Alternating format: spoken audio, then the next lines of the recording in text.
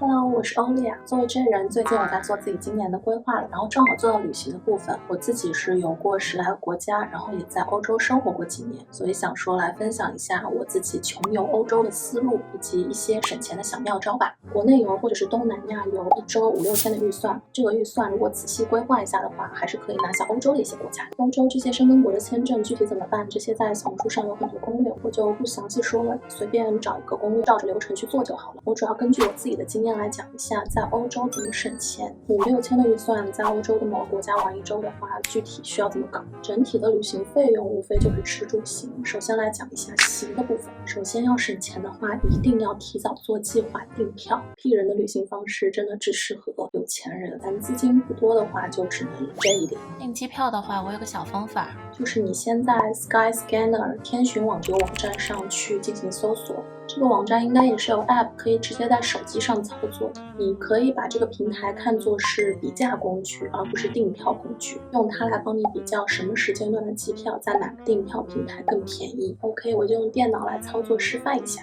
在 App 上应该也是一样的一个流程。首先打开这个网页之后，你的出发地和目的地选好，比如说我出发地选上海，然后目的地随便选一个米兰好了。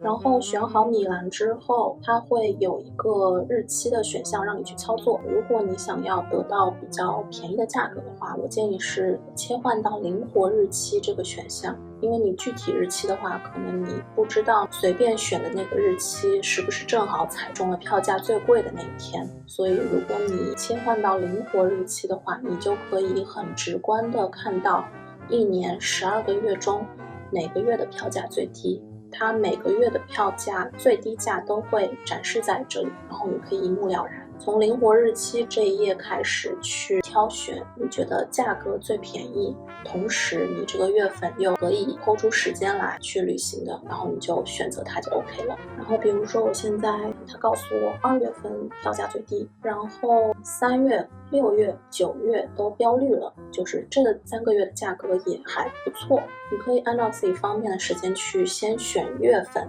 然后就可以直接开始搜索了。按月查看价格之后，这整个月每一天的价格它都会很直观的在日历上给你展示出来，所以你就可以去比较这一个月每天的价格哪天最低。然后现在看下来，比如说3月18号这个价格还不错，然后它马上给你查到了25号回，这个价格也是不错的，然后你就点击查找机票。这个时候你就可以查看最低价位的这些航班它的一个具体的情况是什么样。比如说转机时间过长，你就把它 pass 掉，根据你自己的斟酌判断，最后选一个比较合适的时间和航班。然后你点击查找机票，就来到了各个订票平台的一个比价页面了。然后像携程的话，就只是众多订票平台的其中一个，有可能会出现更加便宜的平台，或者是有时候可能直接航空公司的官网订会更便宜。然后这样比好价之后，你就有数要去哪里订票了，然后订什么日期，哪个航班是比较便宜的，自己去对应的平台订票就好了。然后这样看下来，其实欧洲往返，如果你早一点订的话，是能控制在3000左右，然后基本接近国内长途的飞机机票的价格。然后行这一块的话，比如说你人已经到欧洲了，然后又想去不同的地方转一转的话，一般来说最省的我觉得是坐通宵大巴，但是这个也要看每个人对这种大巴的接受程度。它其实是相当于你可以省1晚的住宿费，但是也要注意安全。然后我自己坐过从德国到意大利的通宵大巴，我自己体验下来是觉得没有什么特别不舒服的那种感觉，对。然后因为我自己的体质是属于一上车一出行就睡得贼香，甚至比我在家里躺在床上睡得还要香的那种，所以这种大巴就比较适合我。这种跨国大巴如果你订得早的话，可能20-30欧你可以到其他国家去转一转。像有时候米兰到巴黎会有那种1-2欧的通宵大巴直达，然后如果有这种票你能抢到的话就很爽了。可以在 Trainline 这个平台订，它里面都是一些廉价 bus， 像什么 FlixBus BlaBlaCar Bus 我都坐的比较多。坐通宵大巴的话，我觉得对女生一个人独行的话，还是要再斟酌考虑一下。在欧洲最安全的还是白天行动。然后还有一种出行方式就是还是飞机，但是廉价航空的飞机。欧洲各国之间是有大量的那种廉价航空可以去提前预定的，然后机票价格有时候能够做到大概200-300飞其他国家。也有火车这种选项，然后火车的话，有些欧洲的火车其实还是蛮贵的，然后大家比较知道的那种什么火车通票之类的，如果从国内过去玩1个礼拜，那我觉得没有太大必要去买这种通票，它其实算下来没有你想的那么划算。当然火车票也有便宜的，就是在意大利的话是有那种类似像国内的那种绿皮车的那种火车，这种火车的票价其实还 OK， 然后跟国内的绿皮车也比较接近。然后来讲住的部分，我一般是用 Booking 或者是 Airbnb。 用 Booking 的话比较经济省钱的是找那种合住的上下铺，跟国内的青旅感觉差不多，然后价格也差不多。用 Booking 也能订酒店，这个具体要看你的预算。 Booking 的话我也简单带着看一下页面怎么操作吧。比如说我 Booking 选一个目的地，首先是先输个目的地巴塞罗那吧，它这个入住日期退房日期的话也是有一个日历给到你嘛。如果你想要比一下价格，看一下什么月份什么时间段最便宜的话，你还是可以去选择一个我还没有定日期这个选项，然后你告诉他你要住多久，比如说我住1周，然后何时入住的话，你可以选偏好月份，然后这个时候它这个筛选的选项中直接有一个青旅的选项给到你，住5晚的话600-700的价格。然后女生一个人住这种合住的上下铺的话，记得一定要选全是女生的房间。就是像有一些青旅它没有标注是混住还是全男生全女生的这种的话，我觉得一般都是混住的，所以女生可以看一下。像这个的话，它就是女性宿舍间双层床的一个床位，就是有些青旅它是会标明说它这个房间是只有女性的房间的。所以说住的话最便宜的大概就是这种青旅了，然后这些青旅它的每个月份的价格基本上不会差太多，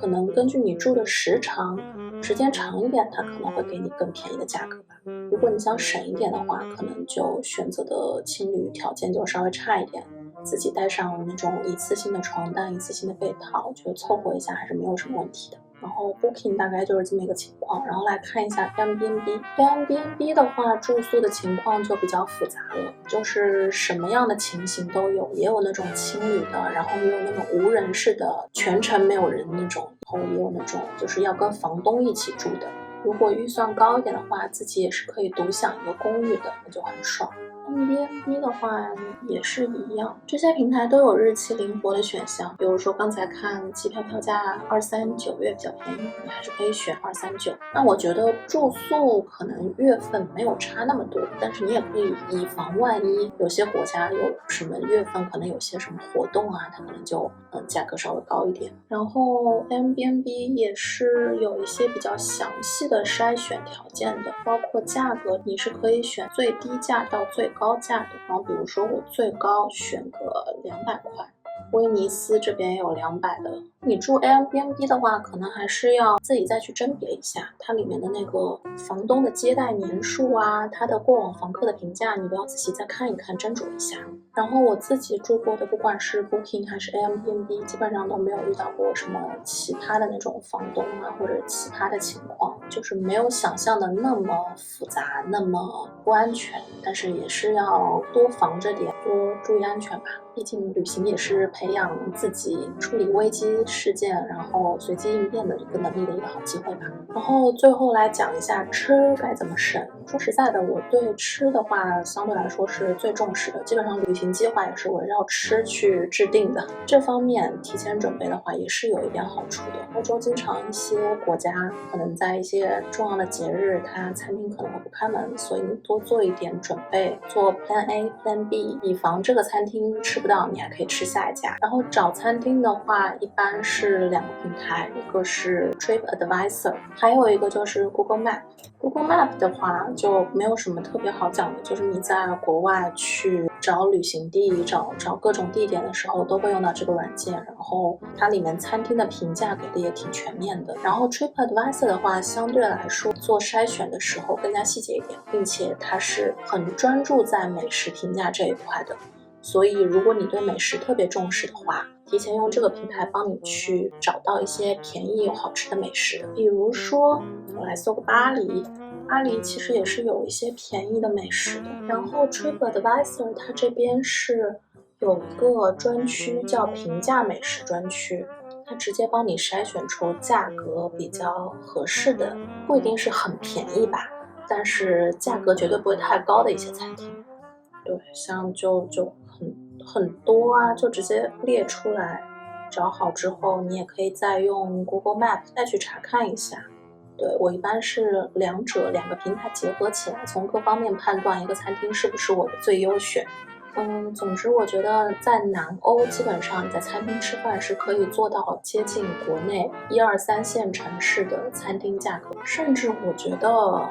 可能比上海更便宜哦。北欧的话可能就比较困难。北欧的话，我的建议是，比如说你订了一些青旅啊，或者是有那种共用厨房的房间的话，可以考虑去廉价超市的。廉价超市有很多速食，那些速食其实我觉得可能加热起来，可能比北欧的一些餐厅要好吃哦，就又贵又不好吃的餐厅在北欧或者说在瑞士还挺多的。欧洲的住宿的话，它的微波炉可能相对少一点，但是烤箱还蛮多的。所以你在超市买一些能烤的那些食物，比如说像披萨、面包之类的，放烤箱里面加热一下，超级好吃。就是欧洲的那些廉价超市，你去探索一下，其实很划算，很美味。有时候你可能会20-30块钱买到哈根达斯大桶装的那种。对，然后如果这种打折商品你吃到的话，你就是赚到。去意大利的话就不要吃哈根达斯了，还是吃他们的 gelato 吧。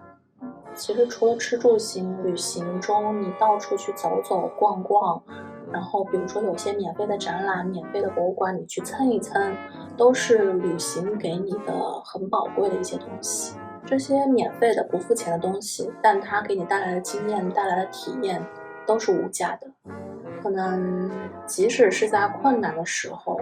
即使是在现在这个环境下，可能突然间被困住了，然后觉得自己很想出来透透气，很想走出来，很想换一个地方，换一个世界去走走看看，我觉得都是可以给自己一点信心的，就是这个事情没有那么难做到。吃住行我今天简单讲了一遍下来，其实你发现去欧洲游没有那么难，没有那么贵，对不对？去规划一下，去提前思考一下，去准备一下，还是可行的。把吃住行都搞定，想去什么地方就放心大胆走出去吧，放松一下心情，看一看别人的世界，看看更广阔的世界。就是旅行这种东西吧，也不用羡慕别人去了很多地方，也不用羡慕别人去了很远的地方，去自己想去的地方，过自己想过的生活，然后做自己能做到的事。我觉得就很棒了。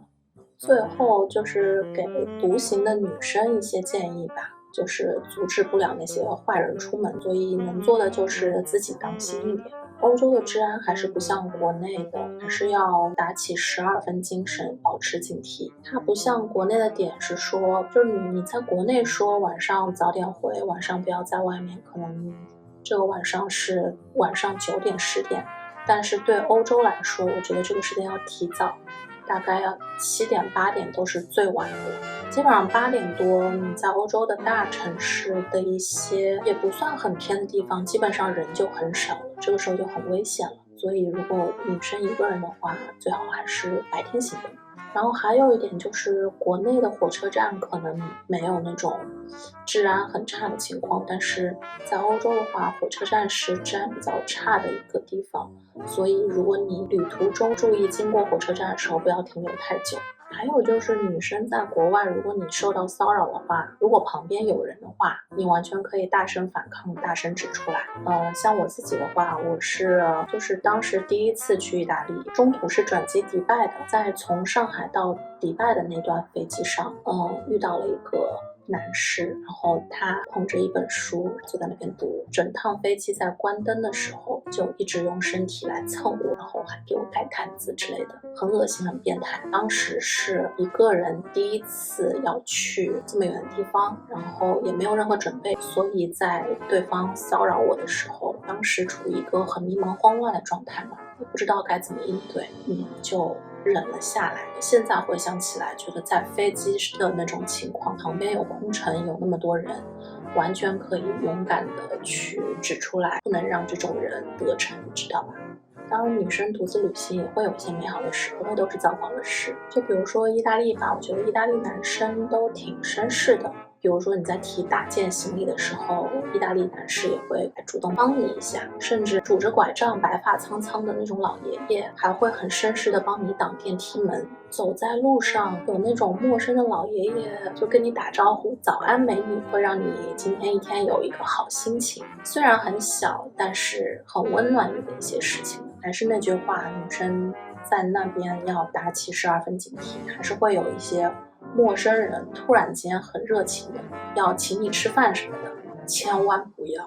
不要跟陌生人独处。这一点大家应该都知道，但我只是提醒一下，就是有时候你可能会整个人处于懵懵的状态，还没反应过来。然后我自己是属于当年年少无知，买了张机票，没有订住宿，没有任何准备，然后也没有朋友，没有认识的人，就冲到那边去。不要学我，一定要做好计划，不然的话就真的很慌。也许你的处理危机应变的能力可以应付到一些东西，但是还是有些事情会在你的预料之外的，对，所以能做计划就做点计划吧。OK， 那就祝大家2025今年都能攒到钱，攒到时间，然后想去的地方都能做好规划，然后顺顺利利的去出发吧。